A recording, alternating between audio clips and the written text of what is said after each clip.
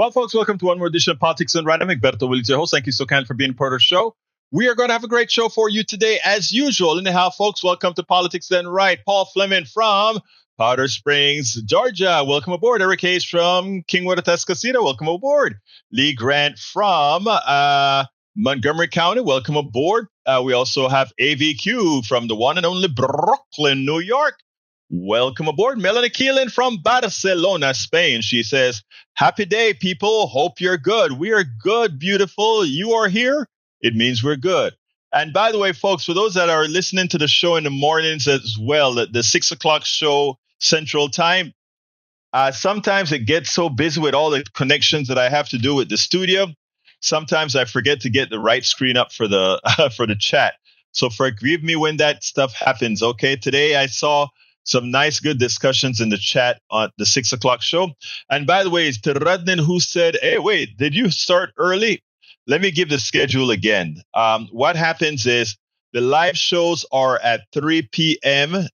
Monday, Tuesday, Wednesday, Thursday, Friday, and 6 a.m. Monday, Tuesday, Wednesday, Thursday, Friday. In other words, 10 live shows, and reruns occur at noon, at 6, and at 9 at night. And by the way, on Saturdays, we also have the 3 o'clock is a rerun as well. Just thought I might let you know for those who kind of get confused for seeing live. Sometimes it's sometimes it's just a repeat of the show going. Like the KPFT show was on between 12 and just before 3. I kind of loop them to keep it going. Anyhow. I hope all's doing fine. Radne said yesterday the conservatives in the chat were talking about the crime in Springfield, Ohio, not realizing it's some of their own doing, the crimes. NPR, bomb threats followed Trump's false claims about Springfield. Men in Springfield, Ohio, have felt uneasy for the past week. A string of bomb threats shut down city and school.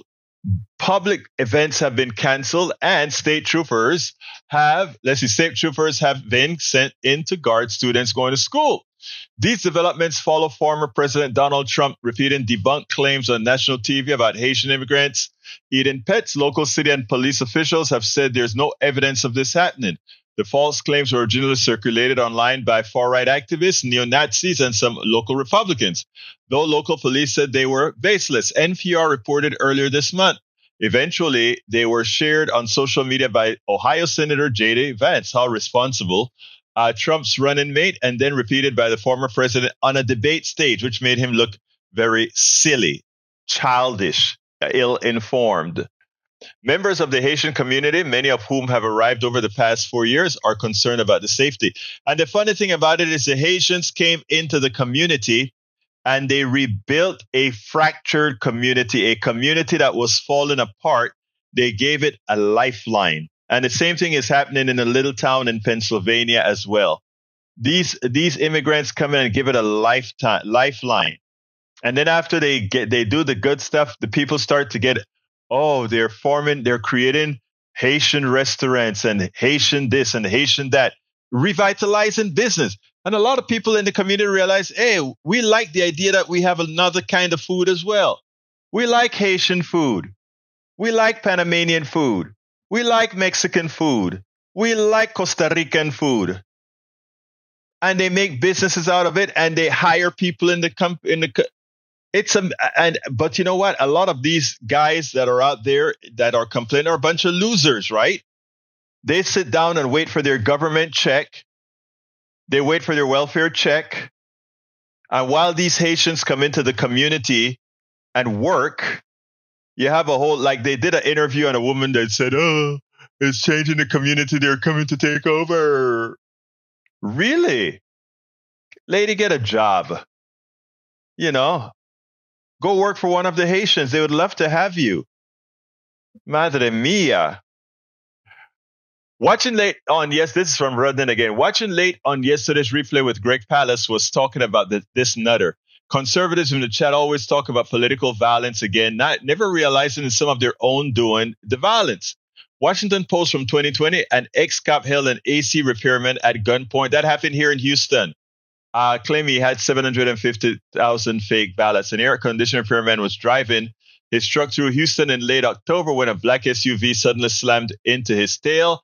When he got out, the SUV driver leaped out and pointed a gun to his head. When the police officer arrived, offered an incredible tale. The driver, he said, was the face of a vast election fraud scheme that had 750,000. It was a lie. These guys, I mean, and the thing that Trump and them do is they create the commotion, they create the problem, and then they are long gone as the country is left to clean up the act of those, what I call virtual terrorists. Lee Grant is in the house, Montgomery County. How are you doing, Lee Grant? All right, let's see what we have. I really don't care about Brett Favre. Brett Favre is what can I say? He's a loser. He's a loser. I'm sorry that he got Parkinson, but he's a damn loser, a creep. Take people's tax dollars while he's a millionaire. Again, he's nothing but a taker. All right, let's continue. Paul Fleming says, Donald Trump says he's going to work a French fry job at McDonald's. Perhaps that will give him an opportunity to explain to McDonald's workers why he didn't lift a finger to raise the minimum wage, or why his tax cuts for massive corporations like McDonald's didn't trickle down. If he shows up at a McDonald's, I hope that we have our people ready to bird dog him. We have to be ready to bird dog him, that he didn't go for the minimum wage increase. He didn't go for releasing people's pension. We have to hit him hard. Paul Fleming says, Eric Hayes says, wonder what kind of progressive media would treat the happenings that Orange Man has faced via July and just recently on his golf course if roles were reversed.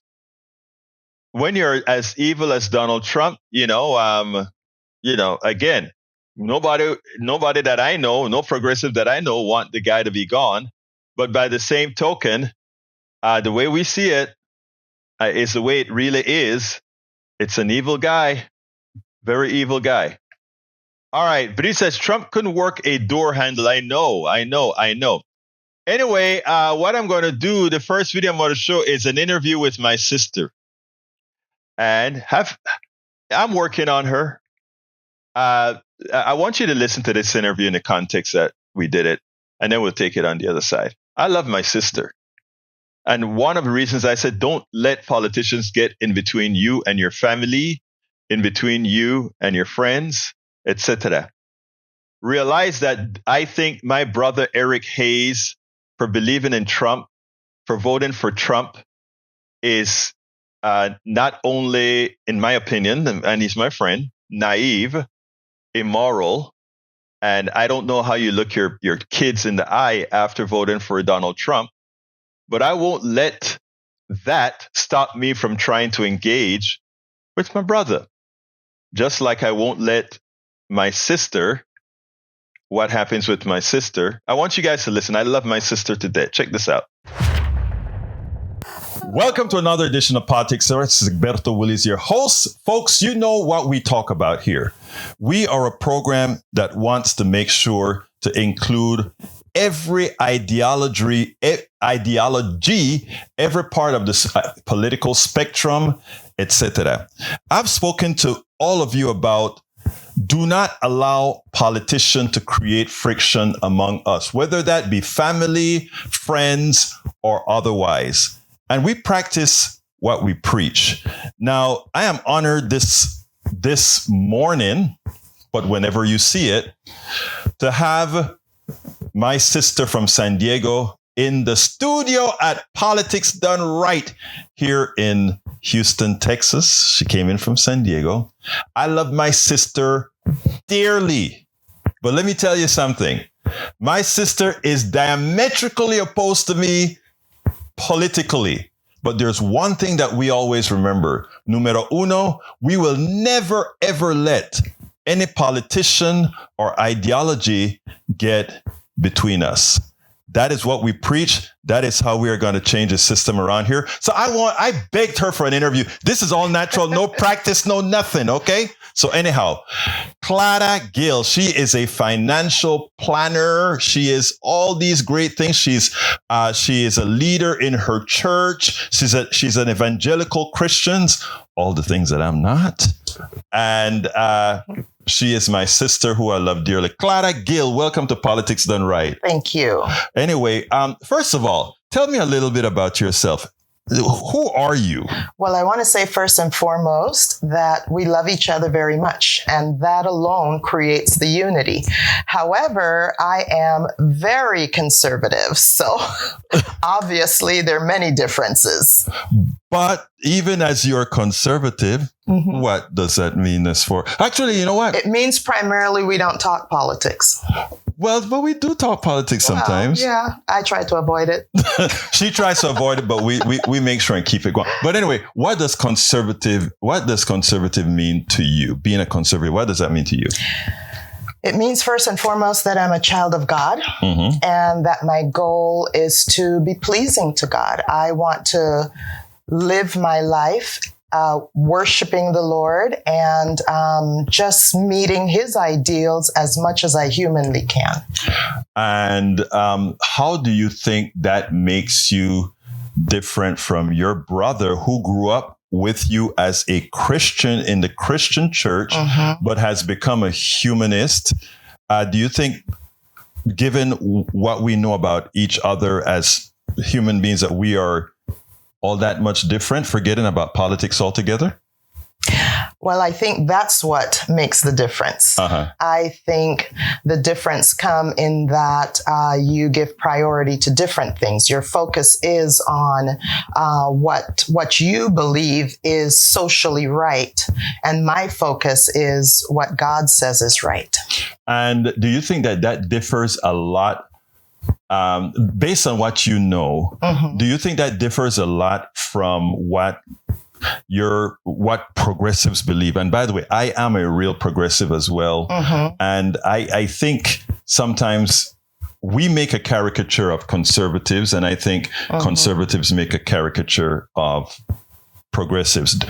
But we came from the same genesis, you and I, as family members. We grew up in the same household. We had the same mother and father. We did all these things the same and ended up at different levels of the political spectrum. How different can we really be?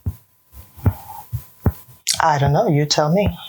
I'm glad you put it that way, right? And let me tell you this. The reason I want to put it this way is this. My sister is a conservative, and she says that I put social issues first. And she puts what the Lord wants first. But interestingly, this woman has the kindest heart of anybody that I know. Everything that I do socially, she does out of the goodness of her heart. She comes into Texas, she does things out of the goodness of her heart.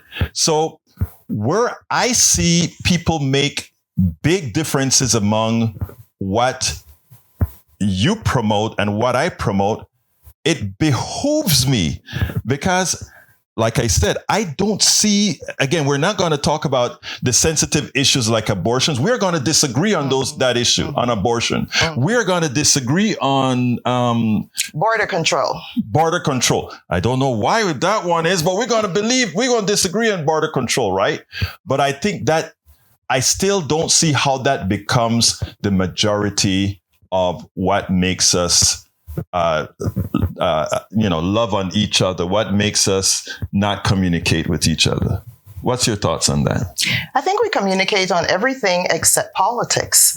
But I'm not talking about you and I. I'm not talking about you and I because you claim that we don't talk politics, right? But the truth of the matter is, we may not talk politics, talking Trump or talking these issues, but we talk about doing the things that politics is all about. So I disagree with you on that. I think we talk about what we want to do for people. You sit down and you in the couch with Linda and Ashley. You guys, you may not call it politics, but many a times you are talking politics because that's, it's the things to talk about. But I'm talking about when it comes to how you relate to people. Because yesterday you were showing us a whole lot of pictures of the Vicente's retirement and all of that. And what I did notice is that most of the people that you were in were the people in your church or the immediate people that Vicente worked with. A few of the people neighbors. but a few of the people that we grew up with. But it was a decidedly conservative bunch, right? It's almost like we are self-isolating in some regards, which I think is what creates a lot. I think that tends to happen naturally. We live in a community that's really not necessarily all conservative, but you're right. It's like you kind of find the conservative friends somehow. Right. And well, church, obviously, most of them, isn't that weird? Most of them are very conservative. You would think all, but most are very conservative. At work, I would say no. So Vicente's work friends aren't necessarily conservative at all. Now, the thing about it now that I want to hit you upon is sometimes people have a tendency to believe I am a bit different because I'm a humanist. I do believe in a supreme being and all that sort of stuff, but I just don't believe in organized religion. But a lot, if not probably the same percentage of conservatives and progressives, I do think are church-going folks, don't you think? Yes, I totally agree, which kind of puzzles me many times. Tell me why it puzzles you. I don't understand how somebody that believes in the Lord could in any way support abortion. I just don't understand that. I think God established borders, and there is a reason for that. I don't understand why somebody would want socialism into our country. I don't understand why race plays an issue. I think we should each see each other as just people. I think we give each other a lot of grace because we have a lot of different customs and backgrounds, and we're different. So we give each other a lot of grace. But I don't see why race and accusing one of one thing and the other, I don't see that. I do think behaviors makes a difference.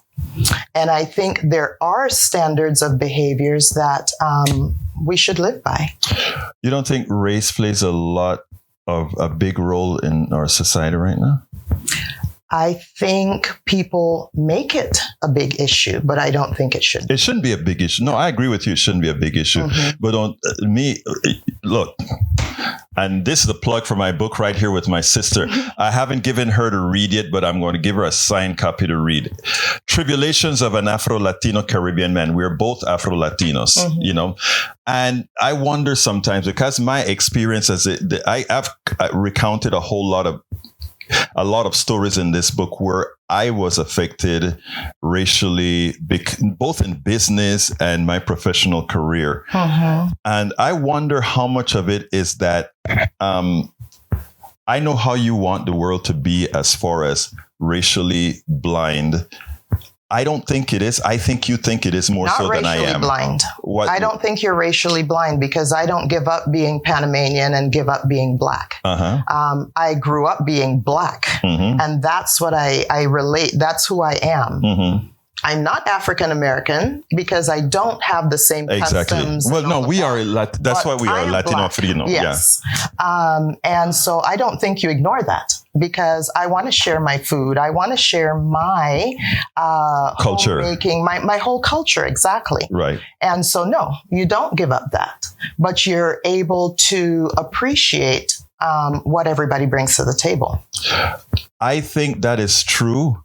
I think that's how you live your life because I've seen you live your life that way. Push back a little bit to my beautiful sister.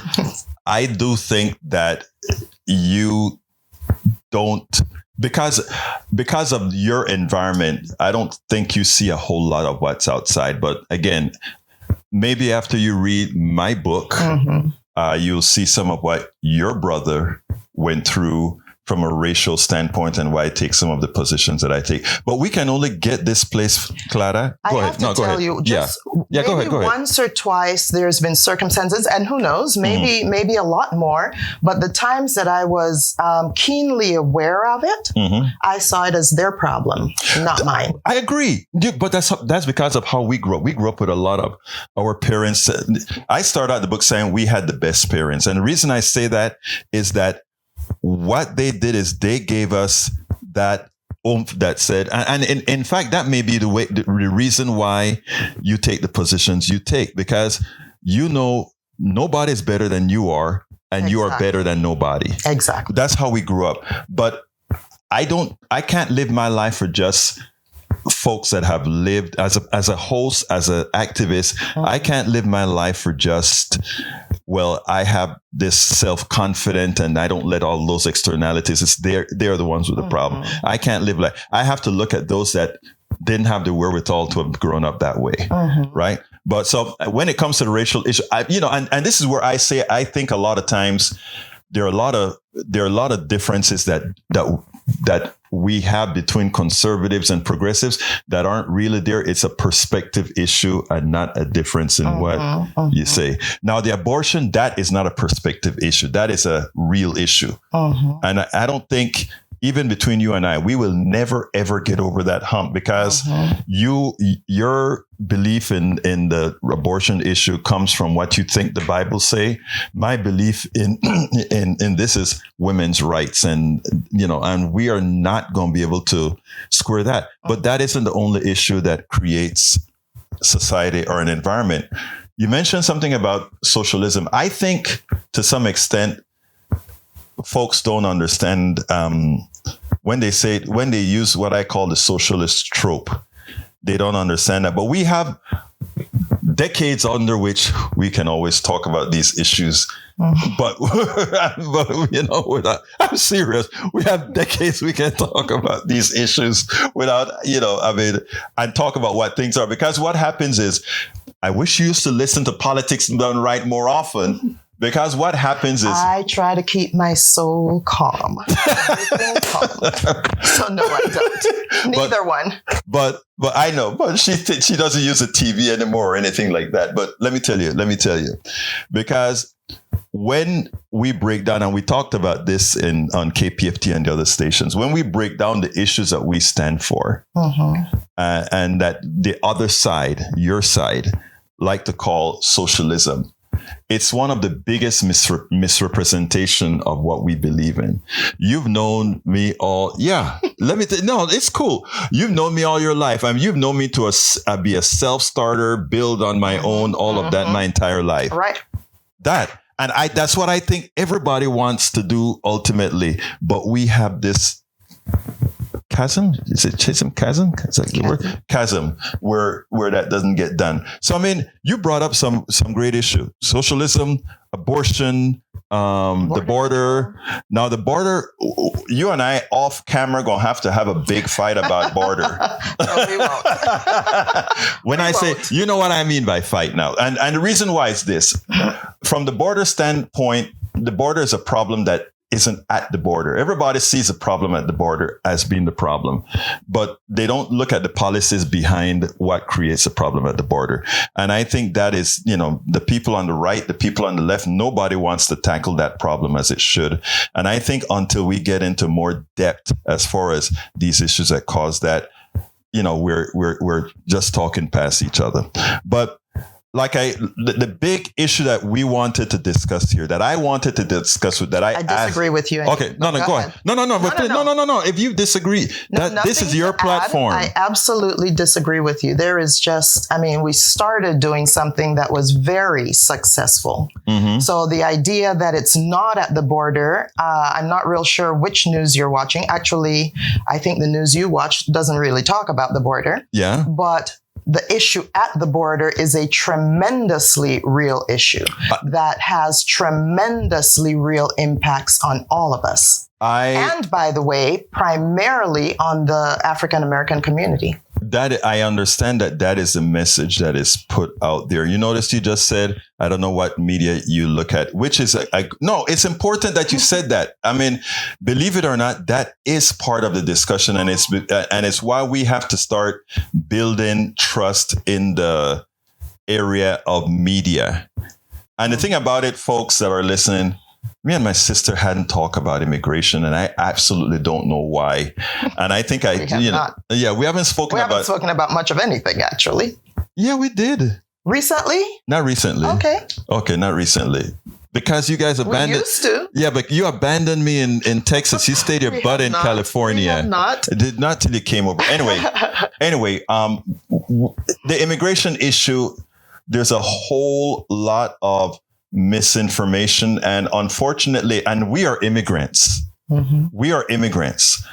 And I have a very soft spot for immigrants that weren't able to do it the way we did. But I'm going to shut the immigration issue out with one thing. Mm-hmm. Most of the people undocumented that are coming over here are coming over here, the vast majority looking for a job, looking for some sort of an economic security. The people who founded this country, they came, they conquered, they pilfered, they genocidal, they committed genocide. Then they said, this is ours. So what I tell my friends on the right is something as follows. We should have some, what's the word that you used earlier in our program? Grace. Mm-hmm. We should start looking about having more grace. There's a pastor here in town that talks about that. He's a progressive pastor. That gives me room for thought. Exactly. So I mean, what we have to do is really get it. My wife right now participates in building bridges, where we brought a conservative church, a progressive church together, and they sit down and talk these issues over. I think it is high time for us to do that. Even brother and sister, we need to have more conversations on that civilly.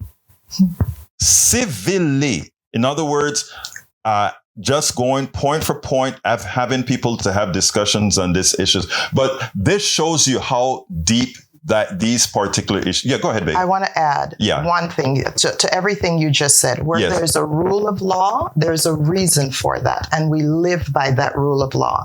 I say that, obviously, when you see somebody and, they may not be legal, there is a soft spot.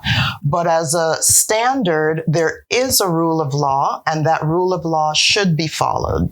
And so, no, there is no such thing as grace for people crossing the border in the thousands, hundreds of thousands that it's happening.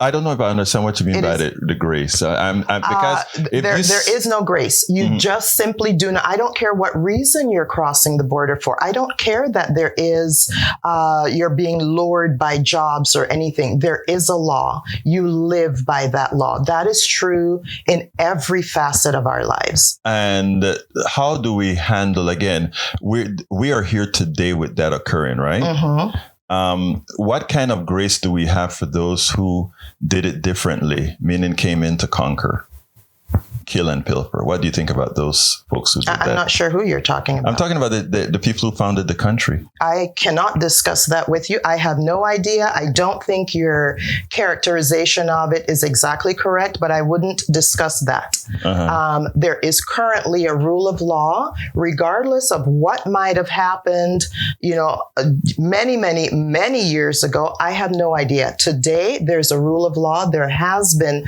a rule of law, and that's what we need to go by. Okay. And here's my answer to that one. And then my answer to that one is as follows. You're correct. There is a rule of law that follows. There are some of us who may think the rule of law is correct and how they came about is incorrect. And I am of the thought process that we change it when we change it if necessary. Let me give an example. Change what? The law? No. Let me back up. Let me go to the set that you don't particularly want to talk about. Let's say when the settlers came from England and Europe to conquer America. Let's just stop there they came and established what the rule was going to be. Okay. They established what the rule. That has happened with many countries. And exactly. And that's what I'm saying now. What I'm saying now is my progressive thought process, which will differ from yours, is that I think we as a country have to atone for what we've done to others, and that atonement is immigration. And that's fine. You don't have to agree with that one, right? And the thing about it is, when enough of us decide that change is going to occur, that's a change is going to occur, and that's a natural thing. We all move in, we all change society. And that will happen in a natural way. And whether it be when we change immigration policy, etc., that will happen. So, I mean, it is this disagreement here is fine. And what we're going to do, but really, this disagreement is fine. What we're going to do is eventually one side is going to ultimately come out with what most Americans are convinced is best. What most Americans, I know, I mean, you can comment on that. Prayerfully, the Lord will come back first. But anyway, look, Clara, Encia, my sister, this is what I really want. So we disagree on a whole lot of stuff, and we will talk about some of these other issues. But the idea is we have, as a country, we have to be able to, whether you disagree with somebody, not make that be a fatal issue with your relationships. Correct. You cannot. And look, Trump, Biden, none of those guys care about either one of us as individuals. None of them. Vote Trump. You heard what she said, right? I'm proving this to you. Heard that? But listen, they don't care. You gave me the platform. It's your platform too, of course. That's what I tell people all the time. It's their platform. I got a lot of conservative callers and people that are part of the chat, everything. And that's good. I mean, that is it. But folks, I'm going to close it this way. Our economic system depends. Capitalism depends on the two of us going through each other's throats. It ain't going to happen. It ain't going to happen. Okay. It's not going to happen.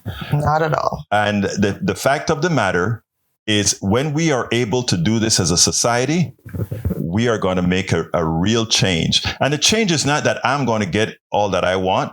And sis, as stubborn as you are not going to get all that you want. I hope to. But you're not. So anyway, folks, I want to thank you for listening to this. The purpose of this discussion is to say, let's love on each other, and let's remember one thing. We're one country, one race.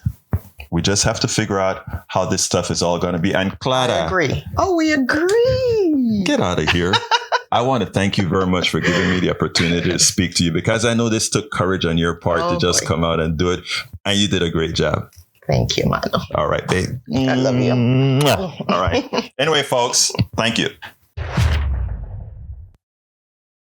All right, that's my big sister. She is the conservative one. My little sister that you guys have seen before is the progressive one. And like I said, the most important thing that I wanted to bring out in this stuff here is that I always tell people something that is very important.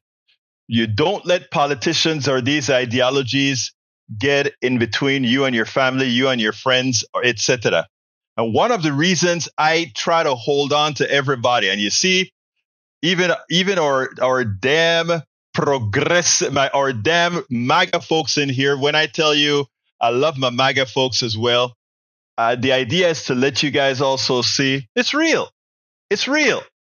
I am trying to really make a change and create spaces where we can actually interact. And just like I told her, you ain't getting everything that you want. You're not. Right? And the same is, we definitely as progressives haven't gotten half the stuff that we want so far. But Michael, we are working on it, right, Michael? We're going to do it, Michael.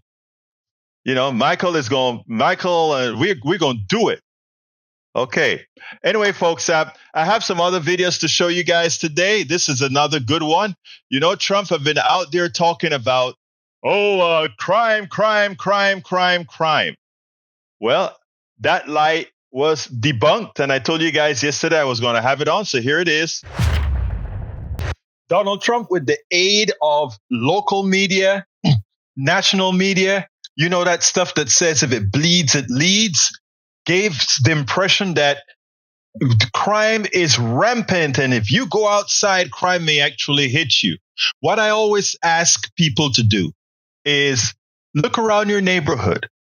When was the last time you saw a violent crime in your neighborhood, in your area? Now, you watch TV, a city like Houston of over 3-4 million people, you know, if you see 2 or 3 murders every other day or every week or so on TV, if it bleeds, it leads. They make it look like, oh, there is a rampant crime. First of all, you know, crime is localized, and most of the crime occurs with people who know each other, except for the random otherwise. But again, if you watch the TV, you get that impression. So we have the local news media, the national news media helping the false narrative that Donald Trump and MAGA are putting out there that somehow crime is rampant. But we know it's not true. It hasn't been true. Even when we have had high crime rates in the aggregate, in the lives of any individual American, even as our crime rate, because we have a lot of guns, etc., is more so than in places like Switzerland, etc., in the aggregate, it would be rare that any one individual encounters crime. But again, we have numbers, and the FBI came out with numbers that says now, provedly, that crime has fallen faster than it at any time since records started to be taken. But it is also reported from all major cities. 94% of the entire population are covered in these numbers. I mean, the right wing, as soon as the crime rate started to drop, they had this lie that they put out there that says, oh, but they're not really accurately counting because a lot of places aren't reporting. Well, the FBI report proves that to be false. In other words, the FBI report that comes out and says crime is falling is actually real. I want you to listen to this, and then we'll take it on the other side. We're here today to talk about how we are going to stop the Kamala crime wave that is going on at levels that nobody's ever seen before. Since Comrade Kamala Harris took office, her administration's crime statistics show she's presided over a 43% increase in violent crime. These are all government numbers. 43% increase in violent crime. Donald Trump is running on claims that the country is a violent dystopia, a place where, as he says, you can't even go buy a loaf of bread without getting mugged, shot, or raped. But do the actual numbers match his rhetoric? Joining us now, NBC News justice and intelligence correspondent Ken Delanian. I bought 2 loaves of bread yesterday, Ken, and I am happy to report that I did not get mugged, shot, or raped when I was doing it. What do the crime numbers, the FBI numbers, say in regards to what's happening in this country? And what do they mean for Donald Trump's 43% numbers? Well, that's just flatly wrong, what Donald Trump said. The latest numbers from the FBI, which come from cities, by the way, the FBI doesn't make these numbers up, show that violent crime overall declined by a rate of 3% in 2023, and that murder declined 11.6%. That's the largest single-year drop on record. Now, of course, the context here, Katie, is that this is all coming after a huge spike in violent crime during the pandemic. And really what's happening is it's settling back to pre-pandemic levels, which were historically low. But what you'll hear Donald Trump say is, well, a lot of the big cities aren't reporting to the FBI anymore. That's just not true. It was true in 2021 when they changed how they collect crime data. But this latest data covers 94% of the population. Every city with a population of 1 million or more reported 12 months of data. That's New York, LA, Chicago, and they're all reporting crime is down. That rally you showed was in Michigan. I traveled to Detroit. I interviewed the Detroit police chief. He said that what Donald Trump is saying is just not true. He invites Donald Trump to walk the streets of Detroit with him, which have become much safer than they used to be, Kate. So yes, don't be fooled. crime rate had jumped up, ironically, to seasonally high rates during COVID, etc. But please do remember, most of us will never come close to encountering the violent crimes, etc., that you see on TV every day. If it bleeds, it leads. So don't have your vote made on the basis of fear. Make your votes on the basis of morality, on the basis of data, on the basis of truth. That is important. We have to stop allowing both our mainstream media, if it bleeds, it leads, and Donald Trump and MAGA to monopolize on our psyche. It is imperative that we open our eyes and do something that they are attempting for you to forget. And it's something known as critical thinking.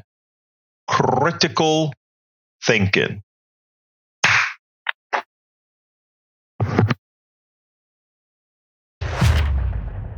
We spend a lot of time deconstructing the news, trying to parse it into a form that everybody can understand. We try to find those little nitpicks where it flies above the fray, etc. If you really like these videos that we do, I want to ask a big favor. Please go ahead. Number 1, subscribe to our channel. And number 2, please join if you can. Thank you so kindly for watching. Keep watching. Please remember to share. We must populate the entire internet with our progressive message, a message that we know is what most Americans say that they want. So help us, please join. Absolutely join, folks. And by the way, I wrote a corresponding vlog for that video as well.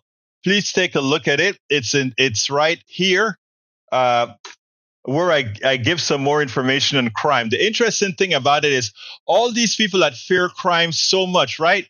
They've never even seen it. You know why? Because again, the problem is the media. If it bleeds, it leads. They find wherever crime is happening and they put it out there. And everybody think this city of 4 million people, if they see 1 or 2 murders, I think we have 1 or 2 murders or however it is, they suddenly go into a panic. Oh my God, murder rate in Houston is, again, 4 million people. My country only has, I think, 4 million people living in Panama right now.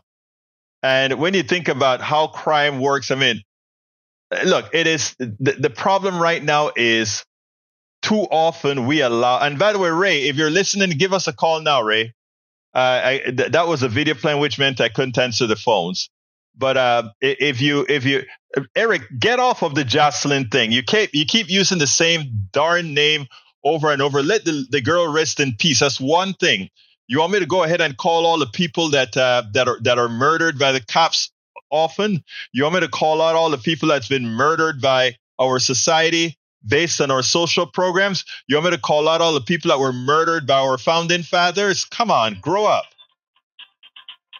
All right, my dear brother Ray, let me get the right speaker system set here. How you doing, Ray?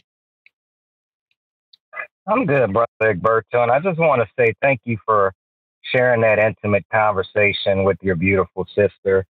She's a nice lady, but I definitely could see where, we all would have a difference of opinion. And I guess, where I'm trying to be better as a person, just taking example from that very conversation y'all had, especially through the pandemic, one thing about me is I was very close to my dear mother, and my dear mother was a progressive, and the thing about my mother and myself is we absolutely loathe the idea that conservatives and people who, otherwise, were apathetic to what type of damage Trump was doing to our country in terms of his incompetence and his narcissism, it was hard for us to be able to stomach, a conversation with these people, because literally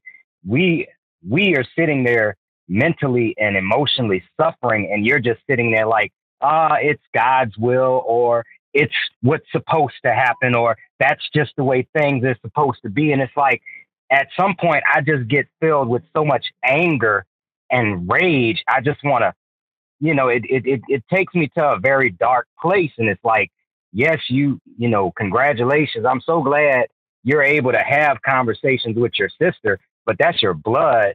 And that maybe at some point you figured, hey, this is my blood. I need to learn how to get along with this person. And you figured out how to apply that same principle. One last thing, Egberto. Yeah, go ahead. You figured out how to apply that principle to everybody, but I have to be able to do it. I don't have any blood siblings, by the way, so I would have to learn how to apply that principle to basically everybody. But it's a struggle, Egberto. That's what I want to say. It is hard, and there are times there are times my sister and I would be talking, and I want to take my hand and just hold her and shake her and say, "What's wrong with you?" That's a common feeling. Yeah, exactly. But here's what I also know, right? I also know that my sister knows that Linda is down and that she flies from San Diego and come down here and just get busy and get stuff done. She and her husband. I also know that when Ashley or anyone goes to San Diego, that they make sure that they're well cared for, etc. I also know that I see her give and give and give and give people all of the time. So I also know that she's just taking people into her home and taking care of them. So what I'm saying, and this is where I'm trying to go over, I project what I see my sister as a super conservative. And my sister is likely, she's not MAGA exactly, but that's the news that she hears, right? And also, I know that, again, that is her frame. That's her frame, and then not to speak about the evangelical church that she belongs to. That is those. When I talk about that part, I hope you read the blog that I have accompanying this stuff. These externalities work. Look, we have Mike Cisak in the chat. We have Eric Hayes in the chat. Look, Eric Hayes and Mike would come out with some verifiable crap on the screen, but those are the people that they have trust in. Is Cisak a bad guy? I mean, some of the stuff that you hear is Cisak say sometimes you want to squeeze him. Cisak borders on being a racist, okay? But it's not because he wants to be a racist. It's because it's how he was reared, right? So if you take a look at the way Cisak, and I know they're all in the chat, so I'm speaking freely. We're a family. We can speak like this. If you listen to what Cisak says sometimes, when we talk about certain kind of crime, he'll then say, yes, but that is in the city, or that is a lot of minorities. What the hell is he saying there? He's saying that, well, the reason crime is high in this part of the reason crime is greater in red states is because if you look at where the crime is concentrated, it's in the cities in red states, and the cities in red states are minorities, as opposed to saying that it's socioeconomic conditions that cause that. And if you go to the rural areas as well, you'll see, I mean, the rural areas only have a little bit of people, so you don't have the congestion that you have in the major cities. But if you take a look at the crime in the little cities as well, if you look at the drug use in the little cities as well, you see the same thing, socioeconomic. So I have learned that I don't let the externalities that I know influence these people affect how I deal with their humanity. Because if I get there, then the capitalists win, because that is what they need to survive. And one of the things that I try to teach folks, or I try to get folks That's a good way to look at it. Go ahead. No, I was just agreeing. That's a good way to look at it. Right. like when Bush say, if we don't do such and such, then the terrorists win, but instead the capitalists win. You just kind of took that same principle, and I see what you did there. Right. But continue. So I mean, my thing is, I am not going to leave Brother Lee Grant alone. I'm not going to leave Eric alone. I'm not going to leave Mike Cisak alone. All right? And they're here. And you know what? Guess what else, Ray? They're here every day. I honor them for being here every day. And I'm concentrating on my MAGA folks right now because I'm trying to make a point. But my progressives, I love you all. I love everybody. But I'm concentrating on my MAGA folks right now. You have to understand, because again, if I allow this to occur, for that hate to creep in, then that's exactly what they need. They need us to be at each other's throats to win. That's the only way they win, right? And I'm not going to do it. And what I try to tell folks is, I don't expect everybody to handle things the way I do, right? Like, I can sit down next to my sister and I can say like, well, X, Y, Z, ta-da-ta. And there are times that I want to react. But before I react, I always ask the next question. Is that going to move the conversation forward? Now, every now and then I slip. I'm not gonna say I don't, but I try to minimize slippage into that. We're all human, you know what I mean? And for those people who just can't take it, I have no disrespect for them. I just say, look, go get your sanity break. Like our sister Bridge MCP, I know sometimes she's pulling out her hair, and it's like, babe, take your space when you need to take your space in the whole discussion, because she's very active all over the internet. Take your break when you need to take your break. So anyway, Ray, anything else, my brother? Yeah, actually, Egberto, I had something for this morning, but I knew that your phone lines were jammed. Oh, I man, actually wanted crazy. to I wanted to take a moment to actually read this quote from George Carlin, because that's our boy. I love George. So it's basically it's basically his opinion on abortion, and it reads, "Boy, these conservatives are really something, aren't they? They're all in favor of the unborn. They'll do anything for the unborn. But once you're born, you're on your own. Pro-life conservatives are obsessed with the fetus from conception to 9 months. After that, they don't want to know about you. They don't want to hear from you. No nothing. No neonatal care, no daycare, no Head Start, no school lunch, no food stamps, no welfare, no nothing. If you're preborn, you're fine. If you're preschool, you're screwed." You know what, Ray? Call earlier and read that, because our 6 o'clock audience need to hear that. Our 6 o'clock audience need to hear that. So if you wake up sometime in the next few days, call early so that we have the time to put on. Because look, the phones were crazy to this morning. I mean, we have 6 lines that can be on at the same time. And as soon as one hung up, another one was there. As soon as one hung up, another one came in. It was a crazy morning. But that's what makes it. Hey, you're the popular man. I mean, you guys are great. That's all I can say. You guys are great. But anyhow, anything else? Yeah, well, we spend a lot of time deconstructing the news, trying to parse it into a form that everybody can understand. We try to find those little nitpicks where it flies above the fray, continue loving on each other. If you really like these videos that we do, I want to ask a big favor. Please go ahead, number one, subscribe to our channel, and number two, please join if you can. Thank you so kindly for watching. Keep watching. Please remember to share. We must populate the entire internet with our progressive message. We live in a society, and you can't go around slapping people with powder in your hand. They want. So help us, please. Thank you, brother. Hey, love you, man. We talk later, okay? All right. Love you too, brother. Take care. All right. Peace. All right. Anyway, folks, we are close to the end of the show. As usual, I love what we do here, but it's time for me to go. I love George Carlin to Bridge MCP. Hey, E2247, I'll hit your numbers tomorrow, okay? I'm sorry I didn't get to any of them, but the one that I will... Oh, there we go. Bridget is in. Bridge, talk to me, sister. Talk to me. Yeah, I know it's late. I'll be fast. And it's funny because I knew your sister was not MAGA. I could tell that right away. And I think that my two sisters are MAGA.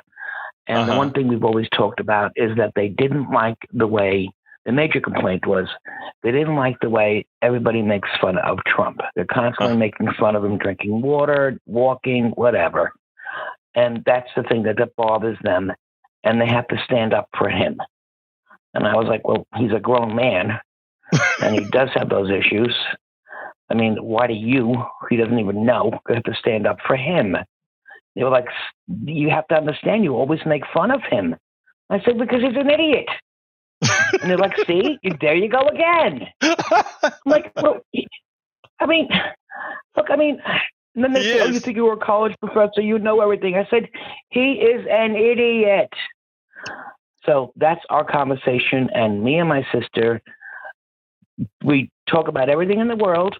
We're, you know, she's my sister. Mm-hmm. I'm not going to let that get between us. We do not talk politics at all, but we're complete opposites. And they always say to me at the ending, because they're very Christian.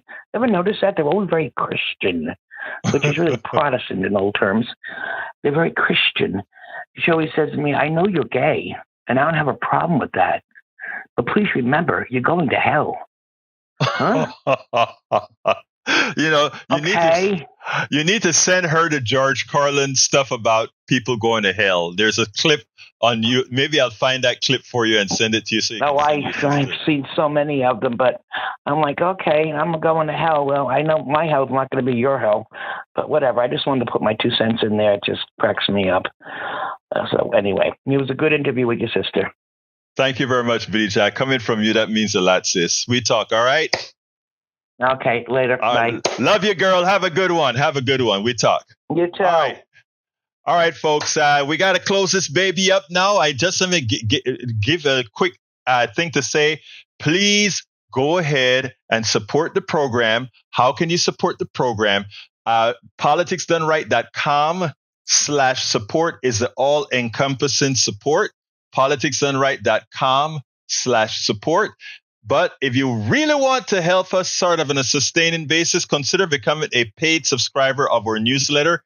We need hundreds and hundreds more. Please go to politicsdoneright.com/newsletter, politicsdoneright.com/newsletter, and become a paid subscriber. That'll help us a lot. Alison Dream says, I am one who can't hardly deal with it without getting upset. I know, Alice Aaron, but again, practice it.